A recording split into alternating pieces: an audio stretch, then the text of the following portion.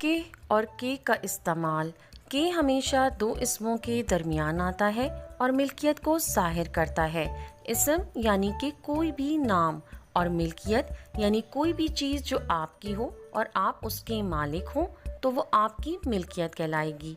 मिसाल के तौर पर ये सारा के कपड़े हैं तो इस जुमले में सारा और कपड़े दो इसम हैं और के इन दो इसमों के दरमियान आ रहा है और ये मिल्कियत को ज़ाहिर करता है, यानी ये कपड़े किसके हैं?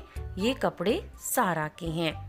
कह का इस्तेमाल कह दो जुमलों को मिलाता है और किसी की कही हुई बात और कहने वाले के ताल्लुक को ज़ाहिर करता है।